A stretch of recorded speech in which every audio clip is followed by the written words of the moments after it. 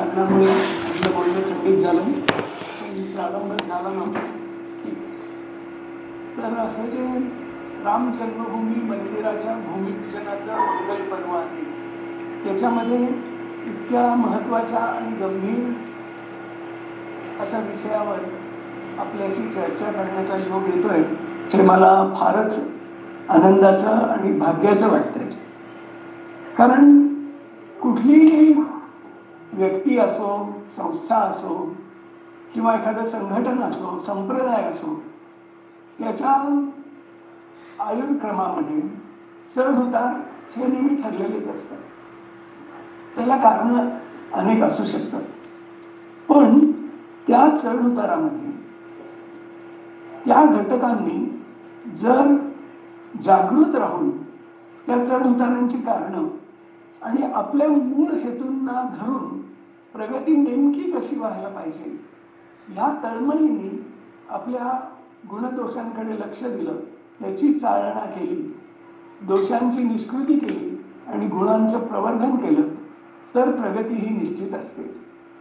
म्हणून आपल्या समर्थ संप्रदायाचं जे गेली 350 वर्ष कार्य चालत आलेलं आहे, त्याच्यातल्या एका विशिष्ट कालखंडाबद्दल आढावा आज आपण घ्यायचं विषय आहे. आता समर्थ संप्रदायाची चे मूळ जे 2 विभाग आहेत, ते म्हणजे अध्यात्म साधना आणि धर्मस्थापना. महाराष्ट्राला सद्भाग्याने फार महान ईश्वरी अवतारच असतील अशी संत मंडळी लाभलेली आहे. ज्ञानेश्वर महाराज, नामदेव महाराज, एकनाथ महाराज, तुकाराम महाराज, आपले समर्थ. काय महाराष्ट्रावर ही मेहर नजर आहे भगवंताची. पण अशी उत्तुंग मंडळी त्यांनी आपल्या उद्धारासाठी धाडून दिलेली आहे. पण त्याच्यामध्ये सर्वांनी अध्यात्म निरूपण याच्यावर अत्यंत भर दिलेला आहे. आपल्या समर्थांनीही तो दिलेला आहे. पण इतर संतांपासून समर्थांमध्ये आणखी काहीतरी वेगळं आहे. आणि ते वेगळं म्हणजे त्यांनी जी धर्मस्थापनेची जाणीव दाखवलेली आहे, देशस्थितीचं भान ठेवलेलं आहे. त्यामुळं समर्थ इतरांपासून काहीसे वेगळे दिसतात. अर्थात अध्यात्मामध्ये हे सर्व संत अगदी समान आहेत आणि खरोखर तर ते एकाच भगवंताचीच रूप आहेत.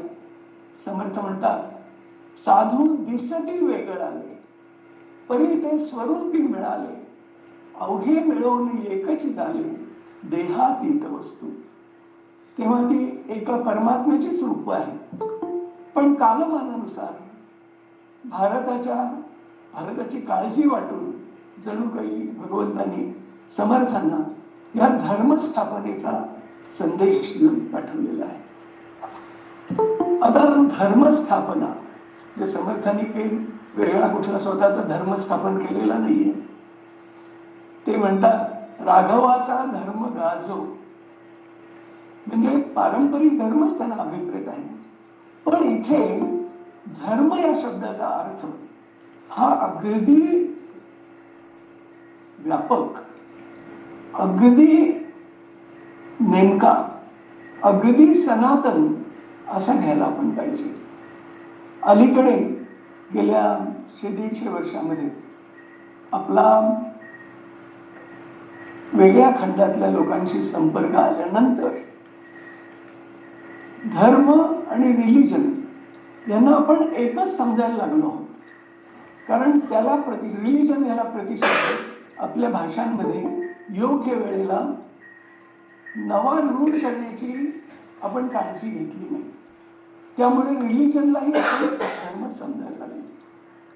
आता भारतवर्षांनी जी जगाला देणगी दिलेली आहे, गेल्या 10,000 वर्षाच्या आपल्या तपस्येचं फलित म्हणून, ती आहे खऱ्या धर्माची, मानव धर्माची.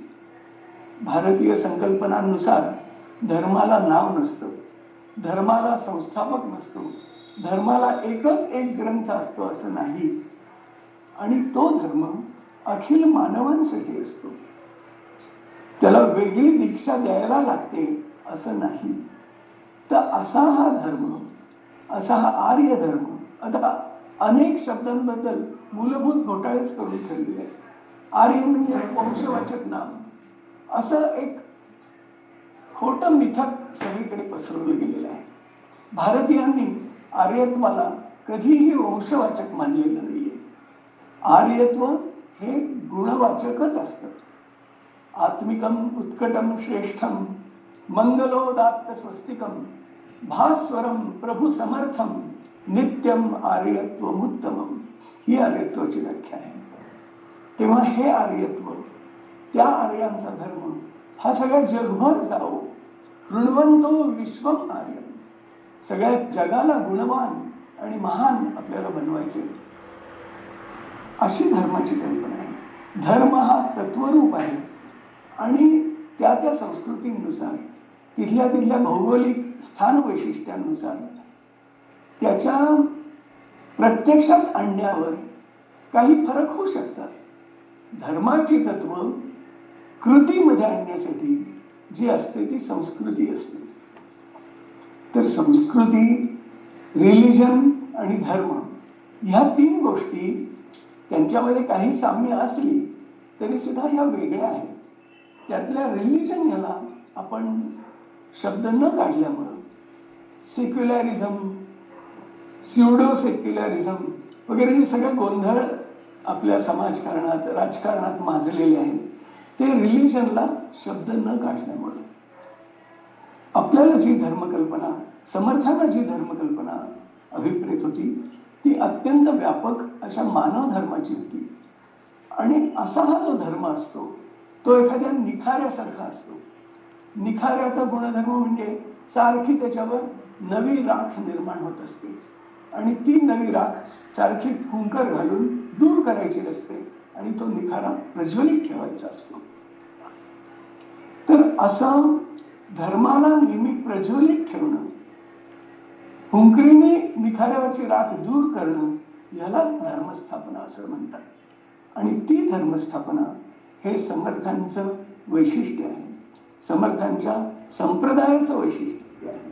समर्थांची ओळीच आहे की धर्मस्थापनेचे नर ते ईश्वराचे अवतार, झाले आहेत पुढे होणार देणे ईश्वराचे.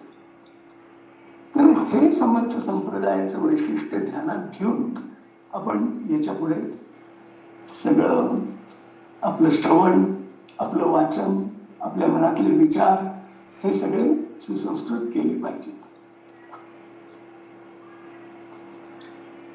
आता संप्रदायाची जी चतुसूत्री आहे की मुख्य हरिकथा निरूपण, दुसरे ते राजकारण, तिसरे ते सावधपण सर्व विषयी, चौथा अत्यंत साक्षेप. यातल्या सुद्धा राजकारण या शब्दाला लोकांचा आक्षेप येऊ शकतो. अर्थात हल्ली आपल्या देशामध्ये सांसदीय लोकशाहीमुळे जे पक्षीय स्पर्धेचं राजकारण, सत्तेसाठी स्पर्धा, हे जे सुरू झालंय त्याच्यापासून समर्थांचं राजकारण अगदी वेगळं आहे. धर्मस्थापनेसाठी आवश्यक ते राष्ट्रकारण हा समर्थांच्या राजकारणाचा अर्थ आहे. तेव्हा हरिकथा निरूपण म्हणजे अध्यात्म साधना, राजकारण म्हणजे धर्मस्थापनेसाठी राष्ट्रकारण, आणि सर्व विषयी सावधपण आणि त्याच्यासाठी अत्यंत हिरिरीने प्रयत्न, ही समर्थ संप्रदायाची चतुसूत्री आहे. आता हे जे हरिकथा निरूपण आहे त्याची 5 अंग समर्थांनी सांगितलेली आहेत की शुद्ध उपासना, विमल ज्ञान, वीतराग, ब्राह्मण्य रक्षण, गुरु परंपरेचे लक्षण, शुद्ध मार्ग. हे समर्थांनी त्यांनी पंचवटीच्या रामोपासकांना जेव्हा अगदी नुकते पश्चिम महाराष्ट्रात आले, मसूर परगण्यात, त्यावेळेला पाठवलेल्या मधला एक कडव आहे. शुद्ध उपासना, विमल ज्ञान, वीतराग आणि ब्राह्मण्य रक्षण, गुरु परंपरेचे लक्षण सांभाळले पाहिजे किंवा शुद्ध मार्ग. तर आता इथे ब्राह्मण्य रक्षण हा सुद्धा शब्द घोळाचा वाटतो. कसा? आजकाल ब्राह्मण म्हटलं की वर्ण वर्चस्वी वगैरे शिव्यांची लगेच सुरुवात होते. ब्राह्मण्य हे समाजाला अत्यंत आवश्यक आहे. स्वतः दरिद्री राहून आपल्या तपाचा, आपल्या ज्ञानाचा, आपल्या शक्तीचा उपयोग समाजाकरता करणं हे जे व्रत आहे ते म्हणजे ब्राह्मण्य आहे. प्रत्येक ब्राह्मण हा ब्राह्मण्ययुक्त असेलच असं नाही. आणि हे जे ब्राह्मण्य आहे ते समाजाला अत्यंत आवश्यक आहे. म्हणून गीतेतल्या गुणकर्म विभागशः ह्या चातुर्वर्ण्यामध्ये ते महत्वाच्या ठिकाणी आपल्या संस्कृतीत घातलं गेलेलं आहे. आणि हे जे ब्राह्मण्य रक्षण आहे ते फक्त ब्राह्मणांनी करायचं असं नाही, तर हे चारही वर्णांनी करायचं. समाजाच्या धारणेसाठी जसे क्षत्रिय आवश्यक आहे, जसे वैश्य आवश्यक आहे, जसे अत्यंत थोर शूद्र आवश्यक आहे, त्या सर्वांनी या ब्राह्मण्याचं रक्षण करायचंय म्हणून ते समर्थांनी घातलेलं आहे.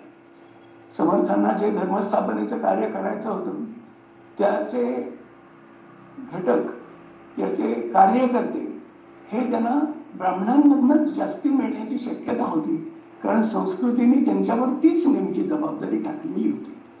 म्हणून इथे हे ब्राह्मण्य रक्षण आहे. बाकीचे शब्द अत्यंत सोपे आहेत. अर्थात सोपे म्हणाल तरी इतके सोपे नाहीये. समर्थांना उपासना कुठली अभिप्रेत होती हा सुद्धा एक फार मोठा संशोधनाचा विषय आहे. नुसती करुणाष्टकं, धाट्या, संध्याकाळची सायं उपासना केली, स्नान संध्या केली, इतर जपजाप्य केलं म्हणजे उपासना झाली. उपासना म्हणजे भक्ती नव्हे. समर्थांच्या उपासनेमध्ये अतिशय महत्वाच्या गोष्टी त्यांनी घातलेल्या आहेत. अर्थात त्याचं ज्याच्या त्याच्या भाग्यानुसार संशोधन करूनच आपल्या मनावर अर्थ तो बिंबवून तशी कृती केली पाहिजे. कारण समर्थ म्हणतात, मुख्य यत्न विचाराचा त्यावरी बोलणे बरे, चालणे सत्य नेमाचे, नीती न्याय चुको नये. उपासनेला त्यांनी कर्मयोगाचं स्थान दिलेलं आहे. आधी ते करावे कर्म, कर्म मार्गे उपासना, उपासका सापडे ज्ञान, ज्ञाने मोक्षाची पावणे. समर्थांनी अंतरात्म्याची उपासना सांगितलेली आहे. भेटो कोणी एक नर, धेड महार चांभार, त्याचे राखावे अंतर, याचे नाव भजन. भक्तीची ही व्याख्या समर्थांनी केली. नारायण असे विश्वी, त्याची पूजा करीत जावी, या कारणे तोषवावी कोणीतरी काया.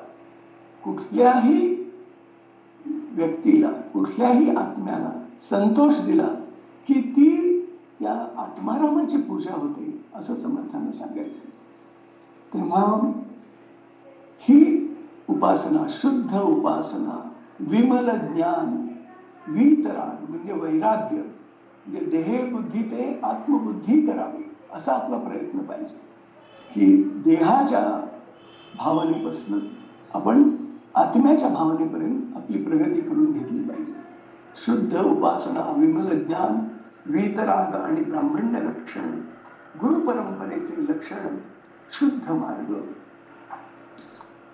तर हा संप्रदायाचा शुद्ध मार्ग अध्यात्म साधनेबद्दल आहे.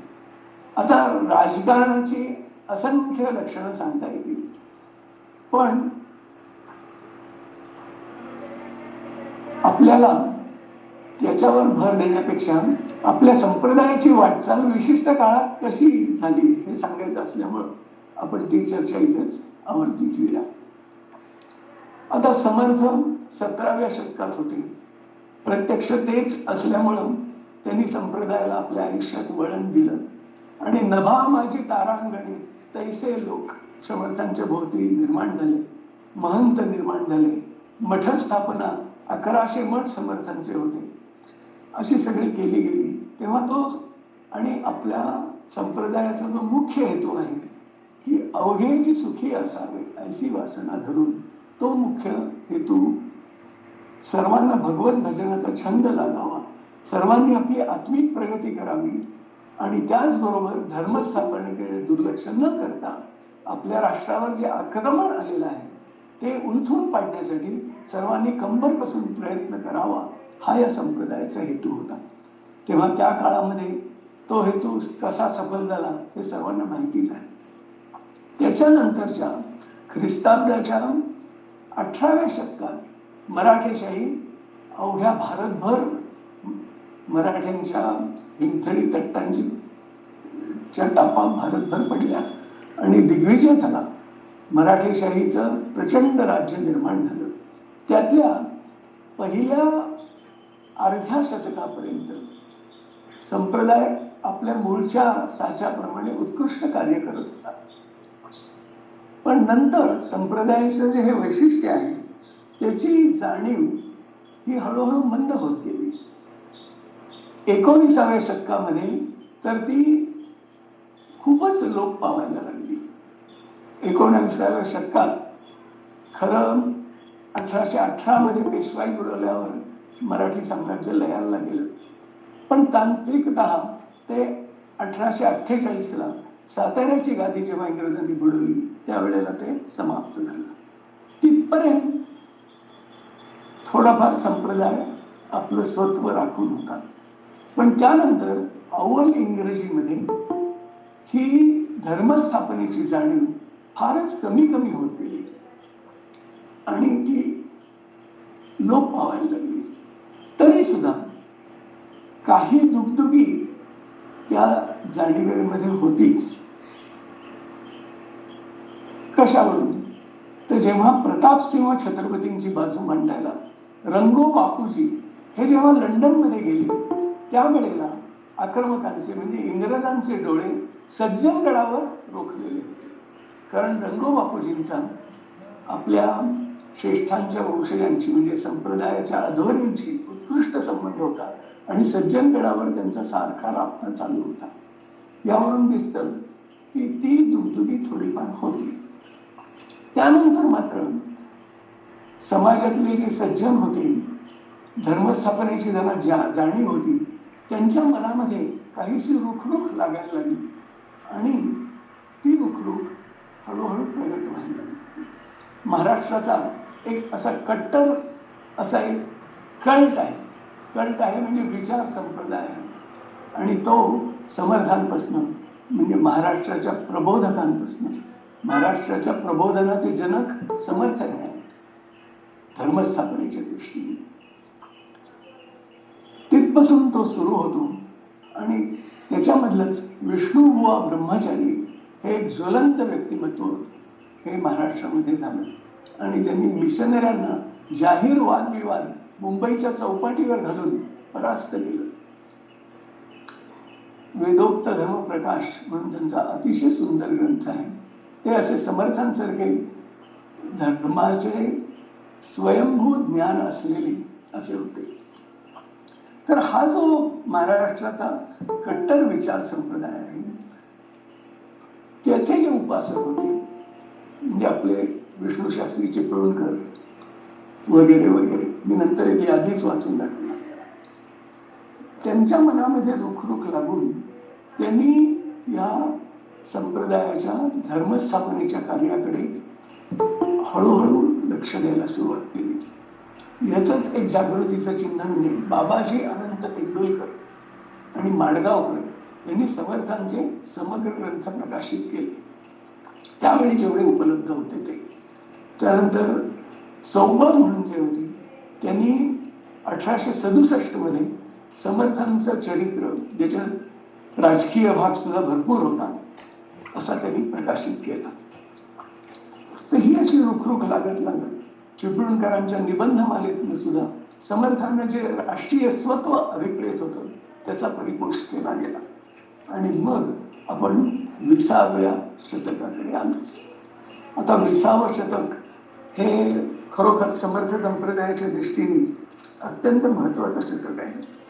कारण देशामध्ये मनवंतर होत होतं, देशामध्ये इंग्रजी शिक्षण आलेलं होतं, आक्रमक आपल्या शिक्षणाची आणि जीवनाची धोरणं ठरवत होते आणि सगळ्या राष्ट्रातल्या लोकांच्या जीवनावर आक्रमकांची फार जोराने छाप पडत होती.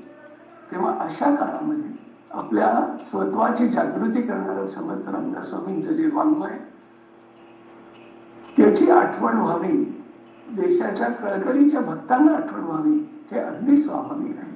त्यामुळं 20व्या शतकामध्ये समर्थ संप्रदायाच्या दृष्टीने खरोखर भगवंताला दया येऊन त्यांनी अत्यंत जागृतीचे दूत आपल्याकडे पाठवले. त्यातले सगळ्यात थोर दूत म्हणजे आपले लोकमान्य बाळ गंगाधर टिळक, ज्यांनी गीता रहस्य वाचलं असेल त्यांना लोकमान्यांचं हे वाक्य नक्कीच आवडलं असेल की लोकमान्य म्हणतात की आम्ही जो हा गीतेचा कर्मपर अर्थ लावत आहोत, त्याचं सांगोपांग विवेचन कुणाला पाहिजे असलं तर शिवाजी महाराजांना तुकारामांनी ज्या चरणांकडे जायला सांगितलं त्या समर्थ रामदास स्वामींच्या दासबोधाकडेच त्यांनी वळलं पाहिजे. सांगोपांग विवेचनासाठी दासबोधाकडे वळा. कोणाचं सांगोपांग विवेचन? तर कर्ममार्गाचं, कर्मयोगाचं. अशी 2-4 ठिकाणी गीता रहस्यामध्ये अवतरणं आलेली आहेत. महाराष्ट्रीय संतांचा सर्व आढावा घेऊन त्यांनी समर्थांचं वाङ्मय हे अपवादभूत ठेवलेलं आहे. तेव्हा ह्या आध्वर्यूंनी आपल्या एका पट्ट शिष्याला समर्थ संप्रदायाच्या उद्धारासाठी जणू काही अर्पण करावं अशी गोष्ट घडलेली आहे. ते त्यांचे पट्ट शिष्य, त्यांचे जवळचे अंतेवासी म्हणजे आपले समर्थ हृदय शंकर श्रीकृष्ण देव, धुळ्याचे देव.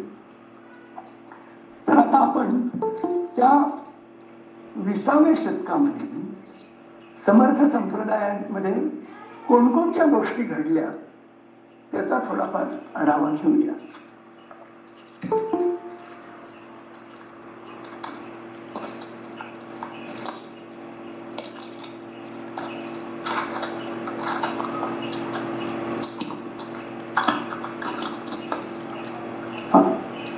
तर 1902 मध्ये श्रीमद दासबोधाचा पहिली सार्थ आवृत्ती कृष्णाजी नारायण आठले म्हणजे केरळ कोकिळ किंवा महाराष्ट्र भाषा चित्रमयूर अशी त्यांची पदवी होती.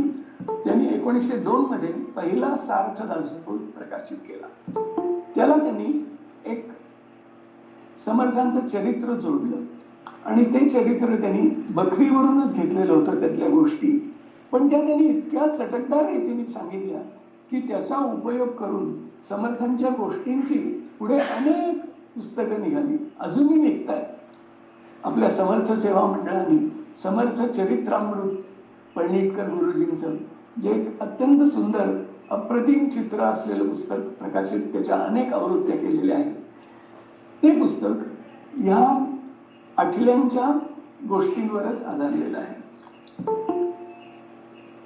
हे सांग पण नुसतं दासबोध प्रकाशित झाला म्हणून महत्वाचं, तर त्या सालापासून देवांची समर्थांच्या मठामठांना भेटी देण्याचं अभियान हे त्या साली आरंभित झालं. 1904 मध्ये देवांनी दासबोधाची शुद्ध आवृत्ती काढण्याची तयारी केली. राजवाड्यांना प्रथम एक दासबोध मिळाला होता आणि तो प्रकाशित व्हावा म्हणून देवांनी त्यांचा संपर्क केला होता. राजवाड्यांनी तो त्यांना दिला, पण देवांच्या मनात आलं की दासबोधच प्रकाशित करायचा आहे, तर आपण असा दासबोध करू की जो अत्यंत अधिकृत असेल, ज्याला अतिशय संप्रदायामध्ये महत्त्व असेल. तेव्हा त्यांनी तपास केला आणि त्यांना कळलं की कल्याण महाराजांनी लिहिला आणि समर्थांनी तो संपूर्ण संशोधून पाहिला अशी एक प्रत कल्याण महाराजांच्या डोंगावला आहे आणि ती संप्रदायामध्ये सगळ्यात शुद्ध अशी गणली जाते. तेव्हा देवांनी डोंगावला प्रस्थान केलं. तिथे बसून ते आणि त्यांचे मित्र, त्याच्यात लहरा पांगारकर सुद्धा होते, त्यांनी तंतोतंत जशीच्या तशी अशी ती प्रत लिहून काढली. त्यानंतर देवांनी एक मोठं काम असं केलं की दासबोध समजून सांगण्यात त्यावेळेला जे अतिशय गाजलेले दादा महाराज म्हणून बडोद्याचे होते, म्हणजे कल्याण महाराजांचे जे बंधू दत्तात्रय, आपल्या साफळ जवळच्याच शिरगाव मठाचे अधिपती, त्यांची एक शाखा ग्वाल्हेरला जाऊन त्या तेव्हापासून हा बडोद्याचा दांडिया बाजारमध्ये जो एक मोठा मठ होता त्याचे अधिपती दादा महाराज होते आणि त्या काळात दासबोधाचं निरूपण करण्यामध्ये ते अत्यंत निष्णात मानले जात. म्हणून देवांनी त्यांना धुळ्याला आणलं आणि तिथे 4 महिने त्यांची दासबोधावर प्रवचनं करवली.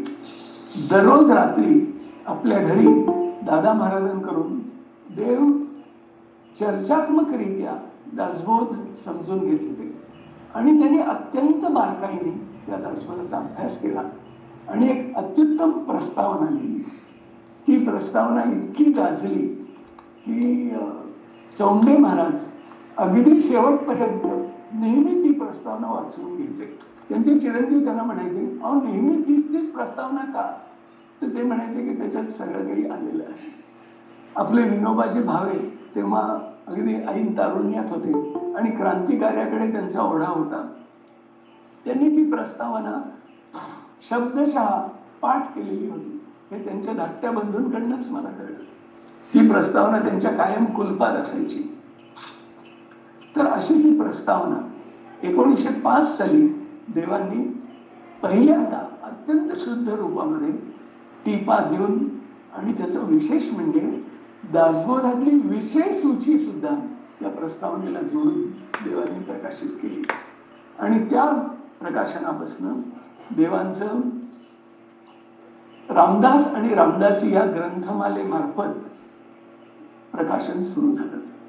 देवांचं मगाशी सांगितल्याप्रमाणे 2 सालापासून समर्थांच्या मठांना भेटी देण्याचं सत्र अत्यंत निष्ठेने आणि अत्यंत जागरूकतेने संशोधकीय अशा जिज्ञासेने चालू झालेलं होतं आणि त्याच्यात त्यांनी तो वेळपर्यंत संप्रदायाची जी हस्तलिखित होती ती दुर्लक्ष होत होत जी काही उपलब्ध झाली ती सगळी त्यांनी एकत्रित करायला प्रारंभ केला. समर्थांचे एक मठ म्हणजे त्या काळी एखाद्या विद्यापीठासारखे होते आणि तिथे लेखनक्रिया अखंड चालू असायची आणि केवळ स्वतःच्या संप्रदायाचं नव्हे तर भक्ती मार्गातल्या सर्व संतांचं वाङ्मय तिथे संग्रहित होत होतं. इतकंच काय, परभाषेतलं सुद्धा, परप्रांतातलं सुद्धा वाङ्मय तिथे संग्रहित होत होतं. तर असा तो हस्तलिखितांचा अपार महत्वाचा साठा देवांनी एकत्रित करायला तेव्हापासून प्रारंभ केला आणि मग एक रामदासी ग्रंथमालेमध्ये समर्थांच्या स्वतःच्या वाङ्मयाचे भाग प्रकाशित व्हायला लागले. श्रेष्ठांचं वाङ्मय, त्यानंतर समर्थांच्या महान शिष्यांचं म्हणजे स्वानुभव दिनकर, तिसगाव मठपती दिनकर, बीड मठाचे गिरीधर, दक्षिणेतल्या मन्यारपुरीचे मेरू स्वामी, नंतर एकेहाळीचे आत्माराम महाराज, अशा शिष्यांची एकापेक्षा एक सुंदर सुंदर अशी वाङ्मयीन मालिका रामदास आणि रामदासीमधून कायम प्रकाशित व्हायला लागली. 1905 साली एक असंच आणखी महत्वाचं ची घटना घडली. ती म्हणजे कोल्हापूरचे प्राध्यापक जे अण्णासाहेब विजापूरकर म्हणून होते, विष्णू गोविंद विजापूरकर, त्यांनी समर्थ विद्यालयाची स्थापना केली. हे समर्थ विद्यालय म्हणजे राष्ट्रीय शिक्षणाची गंगोत्रीच होती. लोकमान्यांची जी चतुसूत्री होती म्हणजे बहिष्कार, राष्ट्रीय शिक्षण, प्रतियोगी सहकारिता आणि स्वदेशी, याच्यातल्या राष्ट्रीय शिक्षणाची जबाबदारी ही विजापूरकरांनी घेतलेली होती आणि ती 1905 साली त्यांनी कोल्हापूरला समर्थ विद्यालयाची स्थापना करून ते काम सुरू केलं. ते संस्कृतचे प्राध्यापक होते आणि ते अत्यंत थोर राष्ट्रधर्म भक्त होते. त्यामुळे मिशनऱ्यांना आणि कोल्हापूर संस्थांच्या रेसिडेंटांना त्यांची ही विद्यार्थ्यांना नेमकी शिकवण देणं अजिबात न आवडून त्यांनी शाहू महाराजांच्या मागे लागून त्यांना शिक्षा करवली. का तर हे राष्ट्रीय दृष्टिकोन विद्यार्थ्यांमध्ये पसरवत आहेत. ते आणि पुढे मराठी वाङ्मयात गाजलेले वामन मल्हार जोशी त्यांचे सहाय्यक होते प्रमुखपणे. त्या दोघांना 3.5 वर्षाचा सश्रम कारावास कोल्हापूरला. म्हणून ते समर्थ विद्यालय तिथून उठून प्रथम मिरजेला आणि मिरजेनंतर तळेगावला ते हल्लं. पुढे सरकार इतकं त्याच्या विरोधी याच्यात होतं की त्यांनी ते बेकायदा ठरवलं. यावरून निश्चित कळून येतं की राष्ट्राच्या शत्रूंना जे आक्षेपाला वाटलं ते किती राष्ट्रीयतेची, सद्धर्माची शिकवण देणारं आणि किती त्यांच्या मुळावर असेल याची त्यांना भीती वाटत होती, याच्यावरनं आपल्याला स्पष्ट होती. त्यानंतर पुन्हा लोकमान्यांच्या, नामदार गोखले यांच्या मदतीने ते समर्थ विद्यालय 1918 मध्ये चालू. 1908 मध्ये सुरतेची काँग्रेस झाली. त्याच्या अगोदर त्याची रंगीत तालीम म्हणून धुळ्याला प्रांतिक परिषद लोकमान्यांनी पूर्णपणे देवांवर सोपवलेली होती आणि ती अतिशय उत्कृष्ट रीतीने पार पडली. याच्या त्याच वर्षी लोकमान्यांनी सोलापूरला दासनवमीच्या उत्सवामध्ये एक समर्थांवर अतिशय अप्रतिम व्याख्यान दिलेलं आहे. ते व्याख्यान प्रसिद्ध आहे सगळीकडे. शिवसमर्थ योग म्हणून मध्यंतरी ग्रंथ झाला, त्याच्यात ते छापलेलं आहे. त्याच्यावरून आपल्याला कळून येतं की समर्थांची जी नेमकी विचारधारा होती त्याची नाडी लोकमान्यांनी किती नेमकी आत्मसात केलेली होती, कारण त्याचंच निरूपण त्यांनी त्याच्यात केलेलं आहे. त्यानंतर 1911 मध्ये देवांनी स्वतः दिग्दर्शन करून आपले जे हस्तक रणदिवे आणि केदारनाथ हे दोन तरुण सह्याद्रीच्या गिरिगंभरांमध्ये शिवथर घडीचा शोध लावण्यासाठी फिरत होते. त्याच्यामधून शिवथर घडीचा शोध देवांनी लावला. अर्थात तो अतिशय जागरूकतेने तिथल्या सर्व जनतेमध्ये फिरून त्यांची जी जाण होती त्या जाणीची दखल घेऊन आणि ऐतिहासिक पत्रांमध्ये शिवथर घडीचे जे उल्लेख आलेले होते त्यानुसार त्या भागातलं स्थळ पिंजून काढून देवांनी तो शोध लावलेला आहे. त्यानंतर लोकमान्यांना राजद्रोहाची शिक्षा होऊन मंडालेला ते गेले. 14 साली ती शिक्षा संपून परत आले आणि गीता रहस्य लोकमान्यांनी प्रकाशित केलं. ही सगळी समर्थ कार्याशीच संबंधित या घटना आहेत म्हणून मी विस्ताराने सांगतोय. 1918 मध्ये देवांनी समर्थ संप्रदाय जीर्णोद्धार मंडळ सज्जनगडावर स्थापन केलं आणि लोकवर्गणीतनं आपल्या मठासमोर जी दगडी फरशी आहे तिचं काम देवांनी करून दाखवलं. 1920 मध्ये लोकमान्यांचं निधन झालं आणि एकूण देशाच्याच राजकारणामध्ये खांदेपालट झाला. त्याच सुमाराला समर्थां एक थोर रामदासी मसूरकर महाराज, विनायक महाराज मसूरकर यांनी ब्रह्मचर्य आश्रम हा मसूर इथं प्रस्थापित केला. तिथेच त्यांनी लक्ष दासबोध ही चळवळ काढली आणि जो कोणी दररोज 108 मनाचे श्लोक घालेल, 108 सूर्यनमस्कार घालेल, क्षमा करा, त्यांना हा लक्ष दासबोध द्यायचा आणि अशा लक्ष प्रती काढायच्या. हे मोठं ध्येय मसूरकर महाराजांनी ठेवलेलं होतं. तो लक्ष त्यांना बहुतेक त्यांच्या जीवनात गाठता आला नाही, पण त्यामुळे जी चळवळ निर्माण झाली त्यांनी खरोखर इतिहास घडवला. मसूरकर महाराजांनी धर्मांतरितांची घर वापसी, पुन्हा त्यांना हिंदू धर्मात आणणं याचंही फार मोठं अभियान केलं आणि त्यातलंच एक अत्यंत यशस्वी अभियान म्हणजे गोव्यामध्ये जाऊन तिथे पोर्तुगीज सरकार डोळ्यात तेल घालून पाहत असताना सुद्धा तिथे गावडे म्हणून जे धर्मांतरित झालेले होते पण संस्कृतीने जे हिंदूच होते त्यांच्यामध्ये प्रचार करून त्यांनी 1927-28 मध्ये 8,000 गावड्यांचं शुद्धीकरण करून त्यांना पुन्हा हिंदू धर्माची दीक्षा दिली. एका रामदासियाचं हे केवढं अभिमानास्पद कृत्य आहे, जरूर पहा आपण. त्यानंतर त्यांनी गोमंतक शुद्धीचा इतिहास पोर्तुगीज लोकांनी त्याला पुष्कळ विरोध करून त्याच्यावर दडपण आणण्याचा प्रयत्न केला, पण मसूरकर महाराजांनी ते कार्य यशस्वी करून दाखवलंच. तो गोमंतक शुद्धीचा इतिहास त्यांनी अतिशय सविस्तर रीतीने फार सुंदर लिहिलेलं आहे. 1928 साली श्रीधर स्वामी महाराज गडावर आले. तिथे ते 24 महिने होते आणि त्यांनी 27 महिने होते आणि त्यांनी समर्थ सेवेचा एक महान आदर्श तिथे दाखवून दिला सर्वांना. त्यानंतर त्यांना एका विजयादशमीला समर्थांचा साक्षात्कार होऊन दक्षिणेकडे जा असा आदेश आल्यावर ते कर्नाटकामध्ये गेले आणि त्यांचं कार्य त्यांनी कर्नाटकामध्ये अंतिम क्षणापर्यंत अतिशय मोठं निर्माण केलं. पण त्याबरोबरच त्यांचं महाराष्ट्राकडे पूर्ण लक्ष होतं. त्यांचं भारतभर भ्रमण होत असे आणि समर्थ संप्रदायाचं त्यांनी फार मोठं कार्य केलेलं आहे.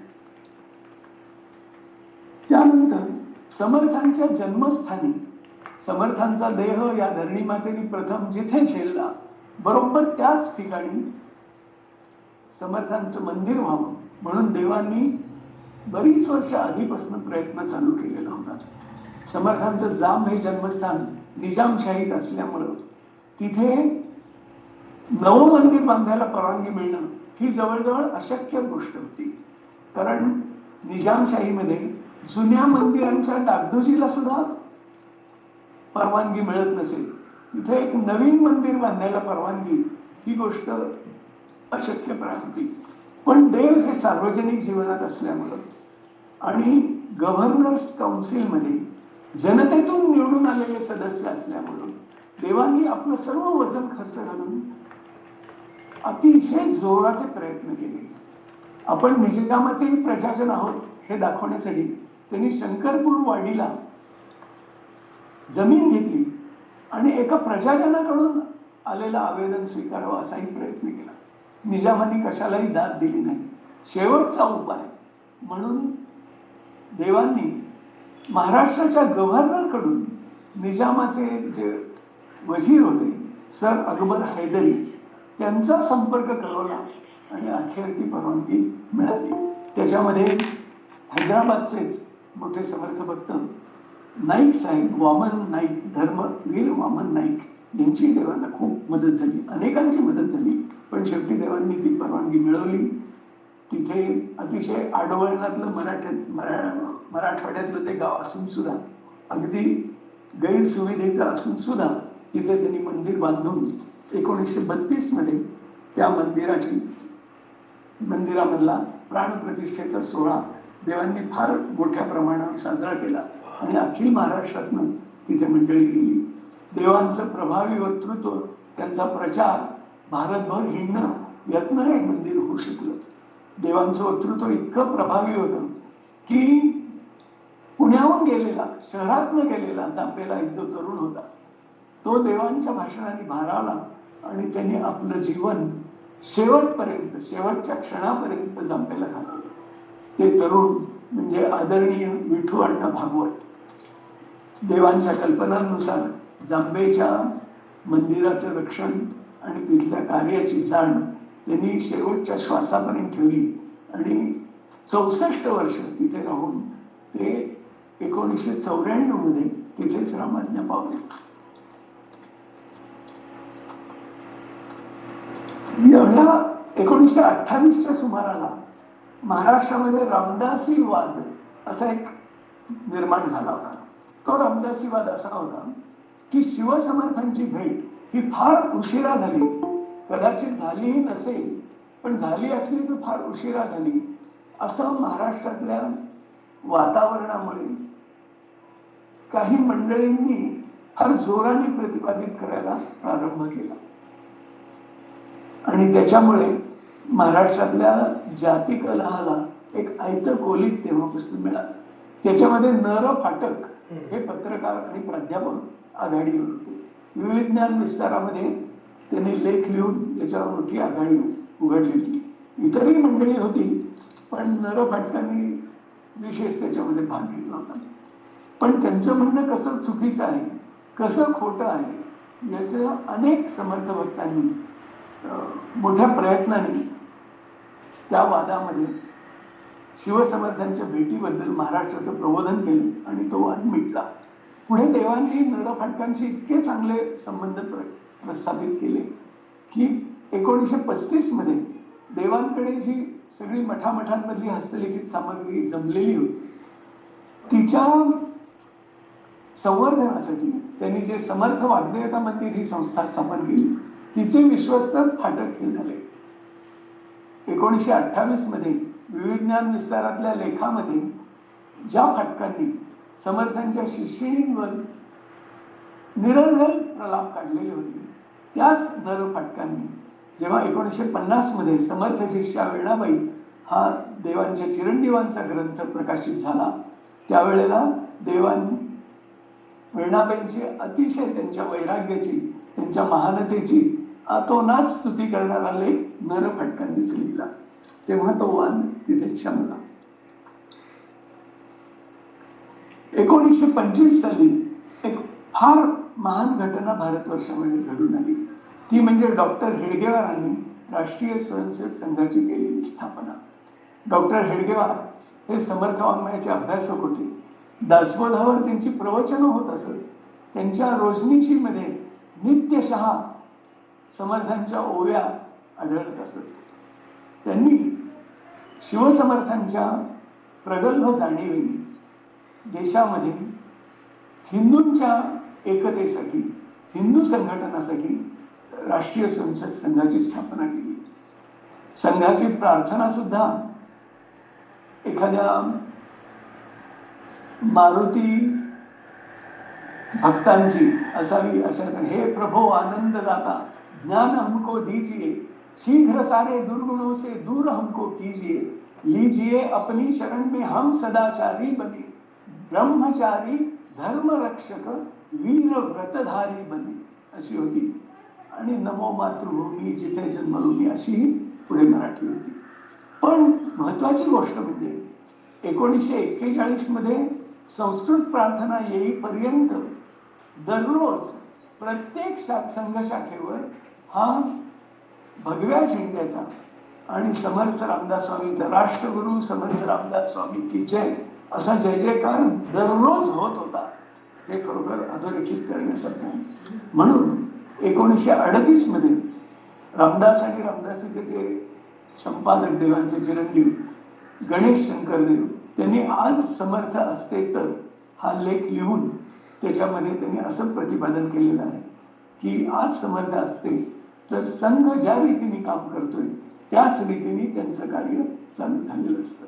मग अशी एक गोष्ट सांगण्याची राहून गेली की समर्थांकडे एवढा मोठा हस्तलिखितांचा देवांकडे संग्रह झाला की रामदासी ग्रंथमालेतनं एक एक ग्रंथ प्रकाशित करण्यापेक्षा वेगाने तो प्रकाशित व्हावा म्हणून 1915 मध्ये देवांनी रामदास आणि रामदासी हे मासिक काढलं.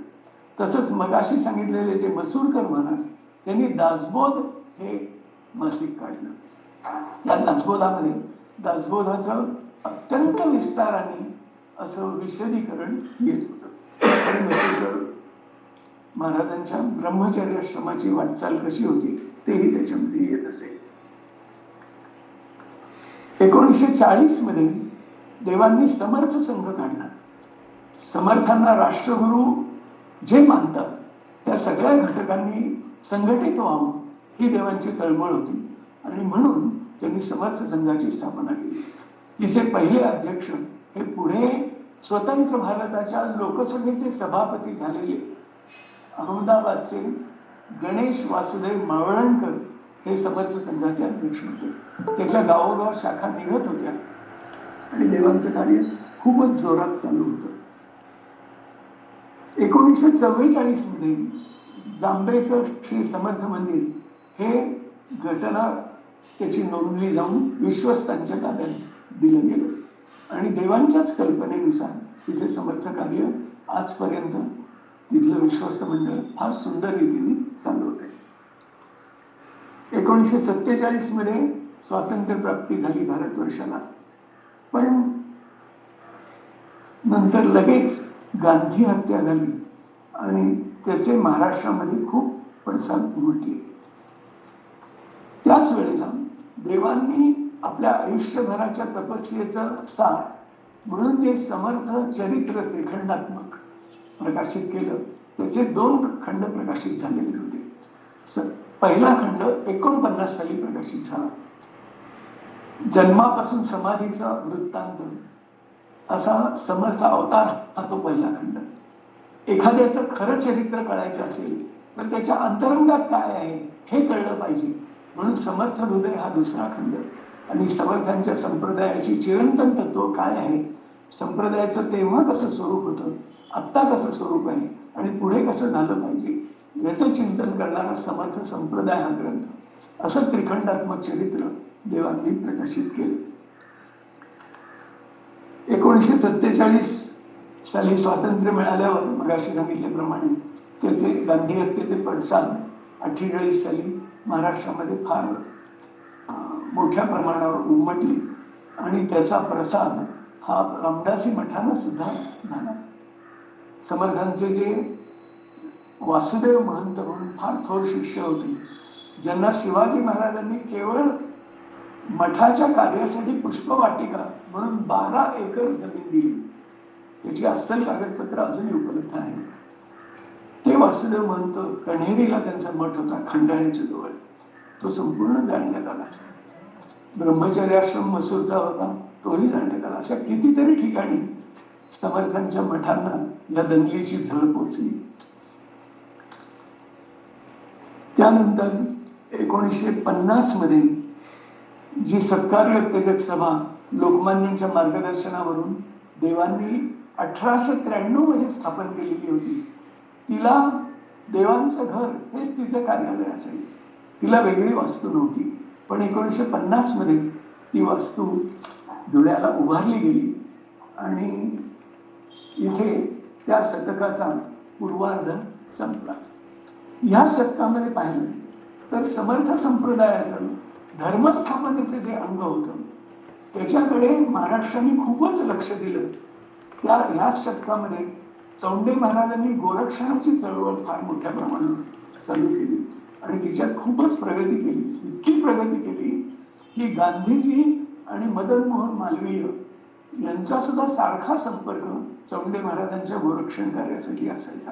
आणि पुढे नंतर 3-4 वर्षातच वाईला गोरक्षण संस्थेच्या कार्यालयाला भारताचे राष्ट्रपती डॉक्टर राजेंद्र प्रसाद यांनी सदिच्छा भेट अत्यंत सविस्तरपणे दिली. तर अशी ही कार्य फार मोठ्या प्रमाणावर शुद्धीकरणाचं कार्य, गोरक्षणाचं कार्य, समर्थांचा संदेश पसरवण्याचं कार्य, दासबोधाचा संदेश पसरवण्याचं कार्य, म्हणजे समर्थांच्या अध्यात्म निरूपणाशिवाय जी धर्मस्थापनेची अशी ही जी एक विचारशलाका होती त्याचा प्रसार ह्या 20व्या शतकाच्या अर्ध्या भागामध्ये फार मोठ्या प्रमाणावर झाला आणि ती समर्थांची खरी पूजा झाली असं अनेक राष्ट्रधर्मभक्तांचं मत आहे. आपल्याला हे सविस्तर सांगताना थोडाफार वेळ होतोय, पण पुढचा जो अर्धा भाग आहे तो मी जरा धावत्या रीतीने सांगतो, कारण आपल्याला हे संवाद असा पुरं करायचं आहे. थोडीच मिनिटं आता शिल्लक राहिलेली आहेत.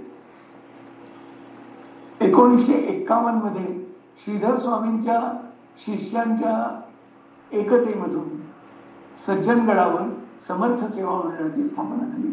देव या असं मंडळ स्थापन व्हावं म्हणून खूप वर्ष आधीपासून सारखे अनेकांना आग्रह करत होते. समर्थ सेवा मंडळाच्या कार्यात पहिल्यापासून असलेले दिनकर बुवा यांनी ती देवांची अनेक पत्र मला दाखवलेली आहेत. त्याच्यामध्ये देवांची तळमळ खूपच चांगल्या रीतीने व्यक्त होते. त्यानंतर 1958 मध्ये श्रीधर स्वामींच्या परिवारातनं सर्वत्र समर्थांच्या 350व्या जन्मतिथीचा उत्सव सर्वत्र फार मोठ्या प्रमाणावर करण्यात आला.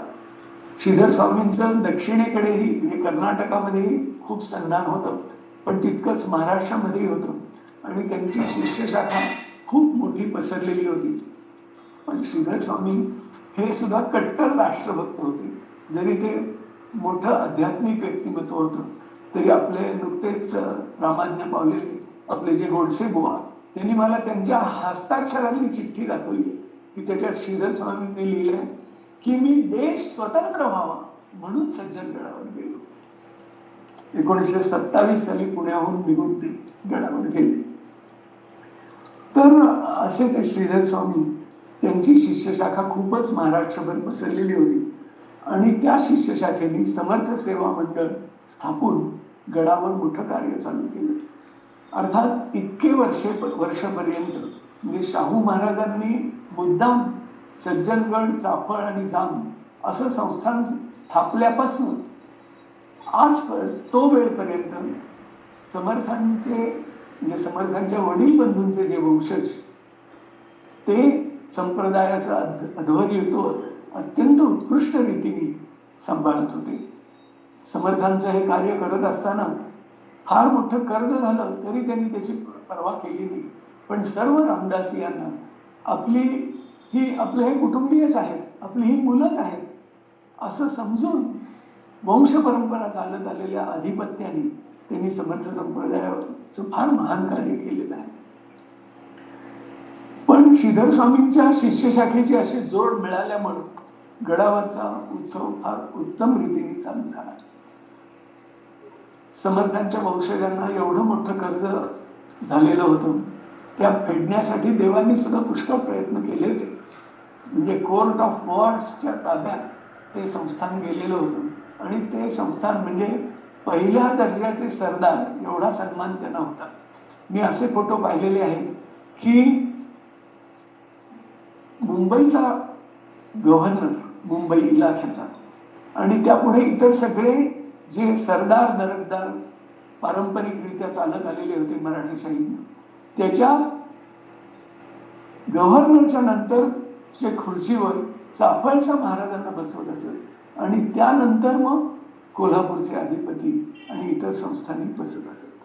असे फोटो आजही आहेत. तर असं हे घराणं, पण त्या घराण्याला खूप कर्ज झाल्यामुळं उत्सवावर त्याचा अपरिहार्य परिणाम होत होता.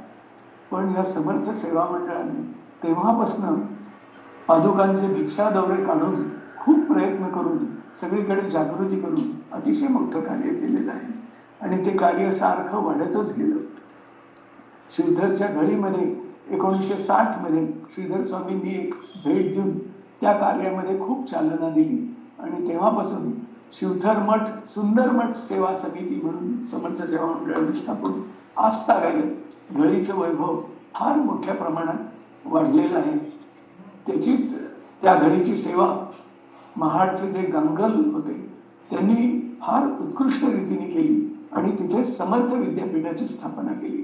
गळीला एकापेक्षा एक चांगले त्यागी सेवक मिळाले आणि आज गळीचं संचालन अत्यंत उत्कृष्ट रीतीने ते एक मोठं स्फूर्ती केंद्र सगळ्या समर्थ भक्तांचं, सगळ्या राष्ट्रभक्तांचं झालेलं आहे. या वेळेनंतर श्रीधर स्वामी महाराज हे एकांतात जायला प्रारंभ झाला आणि कर्नाटकातच त्यांचा रहिवास जास्ती झाला. 1965 मध्ये हुशंगाबाद इथे त्यांचा फार मोठा चातुर्मास झाला, गडावरही भेट झाली. त्याच्या आधी समर्थांच्या वर आक्षेप घेणारी पुन्हा एक वावटळ उठली होती आणि त्याचा समाचार आपले जे आचार्य अत्रे त्यांनी फार उत्कृष्ट रीतीने घेतलेला आहे. मराठ्यात त्यांनी अग्रलेखांची मालिका लिहिली आणि सगळीकडे भाषणं दिली. अत्र्यांचं जीवनातलं पुण्यातलं झालेली शेवटची व्याख्यानमाला, वसंत व्याख्यानमाले 3 व्याख्यानं त्यांनी शिवसमर्थ या विषयावर दिली आणि त्यानंतर सुमारे 1.5 महिन्यामध्ये अत्र्यांनी जगाचा निरोप घेतला.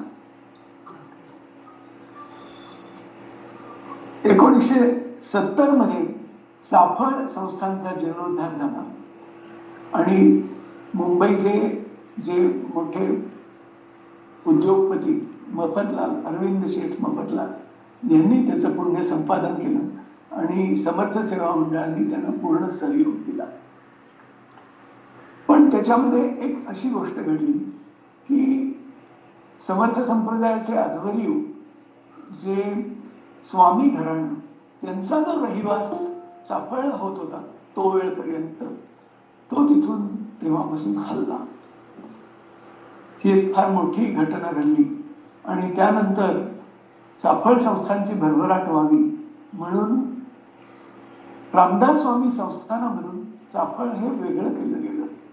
संप्रदायाला ही काहीशी खटकणारी गोष्ट आहे, कारण रामदासी संप्रदायाचं मुख्यालय हे चाफळ आहे आणि तिथे जे समर्थ कार्य मोठ्या प्रमाणावर व्हायला पाहिजे ते कार्य अजूनही आपल्या सर्वांच्याच प्रयत्नामध्ये कमतरता झाल्यामुळं तेवढं होत नाही.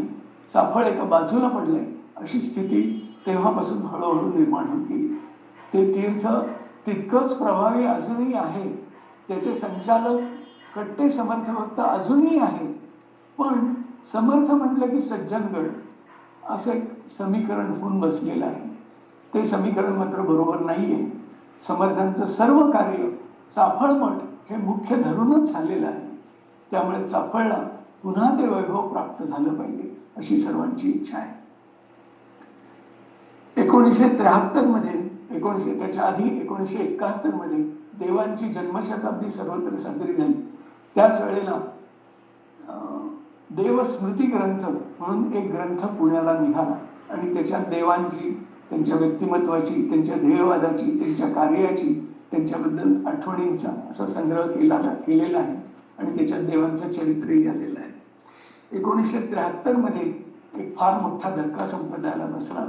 तो म्हणजे श्री गुरुजी संघाचे सरसंघचालक, ज्यांनी संघाची वाढ फार प्रचंड प्रमाणात केली, अत्यंत योग्य दिशेने केली आणि ज्यांच्याकडे पाहिलं की समर्थांचाच भास व्हायचा असे ते गुरुजी आणि आपले श्रीधर स्वामी महाराज, ज्यांनी समर्थ कार्याला फार मोठी चालना दिली. त्या दोघांचाही स्वर्गवास 1973 मध्ये झाला. आणि वरदपूर जिथे श्रीधर स्वामींनी समाधी घेतली ते कर्नाटकातलं फार मोठं तीर्थक्षेत्र, हे समर्थ संप्रदायाचं तीर्थक्षेत्र म्हणून ते तेव्हापासून आजपर्यंत अतिशय चांगल्या रीतीने विकसित झालेलं आहे. पण महाराष्ट्रातल्या सर्व समर्थ भक्तांनी तिथे कायम आपला संपर्क ठेवून आपल्या संप्रदायाची ध्वजा प्रचार हे कर्नाटकात, दक्षिणेत, उत्तरेत करण्याची स्फूर्ती तिथून घेतली पाहिजे. या कालखंडामध्ये ग्वाल्हेरच्या मठांनी आपलं कार्य अत्यंत उज्ज्वल रीतीने केलेलं आपल्याला दिसतं. अनेक मठ जे निद्रिस्त झालेले होते ते हळूहळू जागे झाले आणि त्याच्यामध्ये मिरज मठाचं कार्य हे अत्यंत उल्लेखनीय आहे. 1975 मध्ये धुळ्याला तोपर्यंत जे व्यवस्थापन चालू होतं ते आपल्या राष्ट्रीय स्वयंसेवक संघाच्याच अत्यंत चोख अशा मंडळींनी उत्साहाने त्याच्यात पदार्पण करून त्या संस्थेची धुरा आपण वाढण्यास आरंभ केला आणि तेव्हापासून आजपर्यंत ती संस्था सदैव प्रगतीपथावर आहे. 1982 मध्ये समर्थांची पुण्यतिथीची त्रिशत संवत्सरी हे पुण्याच्या अमरेंद्रांनी एक हाती खूपच मोठा प्रयत्न करून ती सर्वत्र साजरी केली. 1979च्या सुमाराला पत्रद्वारा दासबोध अभ्यास ही एक महान चळवळ आपले पुण्याचे द्वा केळकर, अप्पासाहेब केळकर यांनी समर्थ सेवा मंडळाशी संलग्न होऊन इतकी वेगाने वाढवली की दासबोधाचा प्रचार एवढा आजपर्यंत कोणीही केलेला नव्हता.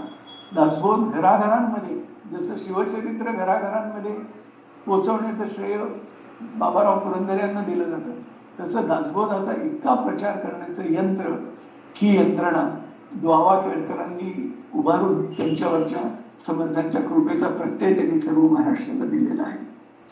1985 मध्ये जाम ते धुळं अशी रथयात्रा धुळ्याच्या देवसमूहाच्या विश्वस्तांनी काढली आणि समर्थांची मूर्ती ही धुळ्याला समर्थ वाग्देवता मंदिरात बसवली. तोपर्यंत समर्थांनी लिहिलेली वाल्मिकी रामायणाचं हस्तलिखित हीच अधिष्ठात्री देवता म्हणून वाग्देवता मंदिरात विराजमान होती. तिथे समर्थांची मूर्ती 1985 मध्ये महाराष्ट्रभर रथयात्रा काढून विश्वस्तांनी बसवली. त्यानंतर 1985 मध्येच डॉक्टर रा गोसावी यांनी एक आपला अतिशय उत्कृष्ट प्रबंध, त्यावेळच्या प्रबंधामध्ये ज्याला प्रथम क्रमांक मिळाला असा समर्थांची मध्ययुगीन चरित्र असा विद्यापीठामध्ये, त्याबद्दल त्यांना PhD मिळाली आणि तो अप्रतिम उमदा असा प्रबंध नुकताच प्रकाशित झालेला आहे. अशा इतक्या गोष्टी ह्या उत्तरार्धात सुद्धा घडत गेल्या. 1990 मध्ये समर्थ संप्रदायाचं एक दुसरं अंग म्हणजे जे दासगणू महाराज, ज्यांना आधुनिक महिपती अशी पदवी आहे आणि ज्यांच्या कीर्तनाने सगळा महाराष्ट्र त्यांनी जागवून सोडलेला होता, त्यांचे तितकेच महान शिष्य अनंतरावजी आठवले किंवा आप्पा महोदय आठवले यांनी 1990च्या सुमाराला चतुर्थाश्रम स्वीकारून ते हिमालयामध्ये गेले. पण त्यांचंही महाराष्ट्राकडे अतिशय उत्कृष्ट लक्ष होतं.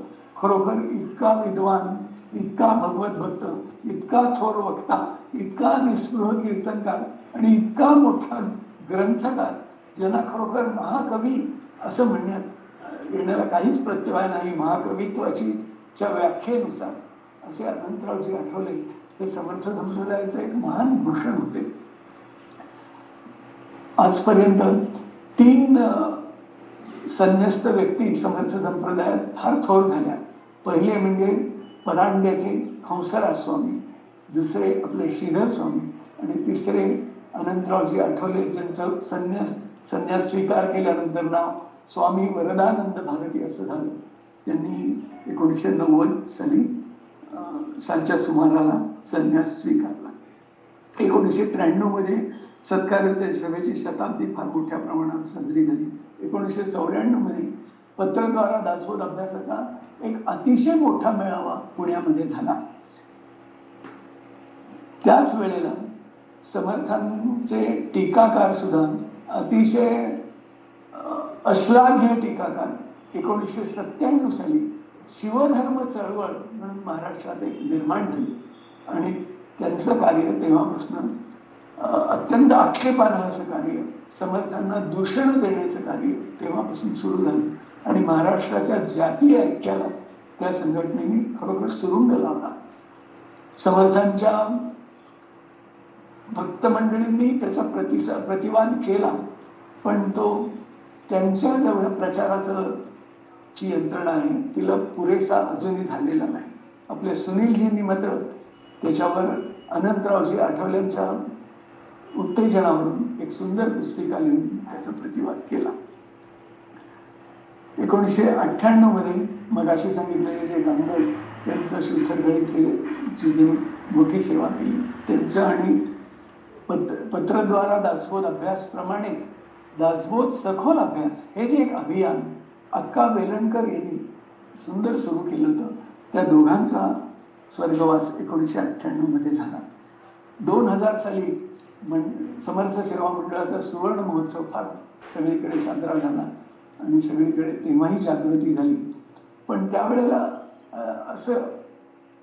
अशी एक घडामोड झाली की तोपर्यंत समर्थ सेवा मंडळाने सज्जनगडचं सर्व व्यवस्थापन जे करत आणलेलं होतं आणि सज्जनगडचं वैभव वाढवलेलं होतं, ते रामदास स्वामी संस्थानाला पुन्हा आपल्याकडे घेण्याची इच्छा काही अनुकूलता निर्माण झाल्यामुळे झाली आणि तेव्हापासून ते व्यवस्थापन हे संस्थानाकडे गेलं. तरी सुद्धा समर्थ सेवा मंडळाचं कार्य हे तितक्याच वेगाने, तितक्याच व्यापकतेने महाराष्ट्रामध्ये चालू राहिलं. तर अशी ही धावती वाटचाल कालानुक्रमे आपल्यासमोर मी मांडली. ती खरोखर अधिक विस्ताराने मांडली जायला हवी होती, पण आधीच आपल्या वेळेला खूप मर्यादेचा अतिक्रम झालेला दिसतोय. तरी सुद्धा आपल्याला, मला सर्वांना विनंती करायची की समर्थांची संप्रदायाची ही जी वाटचाल आहे ती कोणी कोरड्या मनाने ऐकलेली नसणार अशी माझी खात्री आहे. सर्वजण समर्थांच्या भक्तीनेच हे ऐकत असणार. तेव्हा आपल्या मनामध्ये याचे खूप पडसाद उमटून देत त्याच्यावर आपण विचार आपला झाला पाहिजे. संप्रदायाच्या मूलतत्वांविषयी अजूनही शेकडो पट आपण विचार केला पाहिजे आणि समर्थांवरची, संप्रदायाची आपली निष्ठा सहस्रपटीने वाढली पाहिजे. ती जर वाढली तर महाराष्ट्रामध्ये हे जे जातीद्वेषाचे ढग आलेले आहेत ते पांगवण्यासाठी आपल्या प्रयत्नांना यश येईल, कारण समर्थांचा आपल्याला आशीर्वाद मिळेल. सरते शेवटी जरी मला माझं बोलणं फार चटकन धावत्या रीतीने आटपावं लागतंय, तरी आपल्या सर्वांना दिलासा देणारा एक समर्थांचं पद आहे, ते आपल्याला मी सादर करतो आणि थांबतो. या राघवाचे भजन सौख्यकारी, दुःख शोकापहारी, भक्ताभिमानी देव सोडवितो जीव, नाना चिंता निवारी, दुःख शोकापहारी, नित्य निरंजन जाणतो अंतर, मनासारिखे करी, दुःख शोकापहारी, दुर्जना संहार सज्जन आधार, तो हा कोदंडधारी, दुःख शोकापहारी,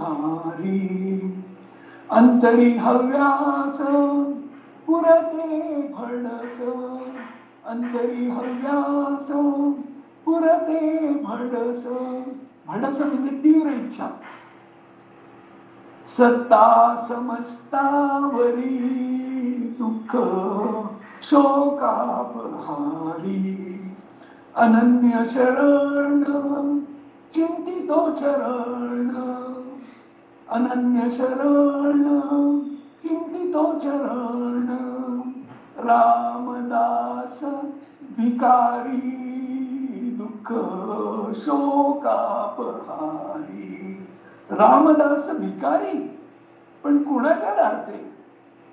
दाता एक रघुनंदन, वरकड लंडी देईल कोण, त्याचे आम्ही सेवक जन, कोणाप्रती मागावे. म्हणून आपण सर्वांनी आपल्या हृदयामध्ये समर्थ भक्तीचा जास्तीत जास्त उत्कर्ष करून समर्थांच्या चरणाकडे, रघुपतींकडे, अंतरात्म्याकडे ही मागणी केली पाहिजे की समर्थाला, समर्थ संप्रदायाला पुन्हा सोन्याचे दिवस येऊत, पुन्हा संप्रदायाचा मूल हेतू जो राष्ट्रधर्म प्रेम वाढवणं, धर्मस्थापना करणं, हा महाराष्ट्रामध्ये फार मोठ्या प्रमाणावर पुन्हा तो उद्योग चालू हो, त्याच्यासाठी कार्यकर्ते बनवण्याची यंत्रणा निर्माण करण्यात संप्रदायाला यश येवो आणि एकदा ती यंत्रणा चालू हो, ती पुन्हा कधी न थांबो, अशी समर्थांच्या चरणी आणि आपल्या सर्वांनाही प्रार्थना करून मी माझं हे वक्तव्य संपवतो. जय जय रघुवीर समर्थ. जय जय रघुवीर समर्थ.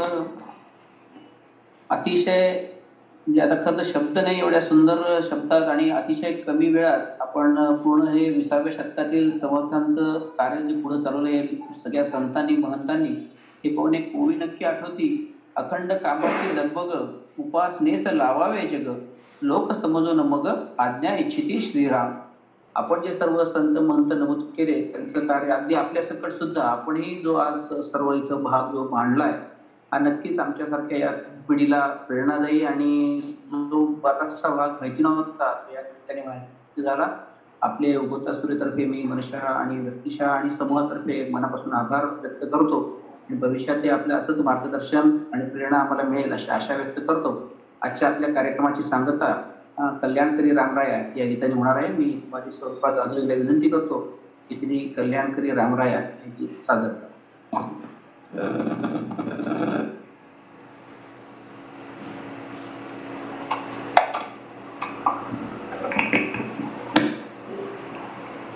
नमस्कार.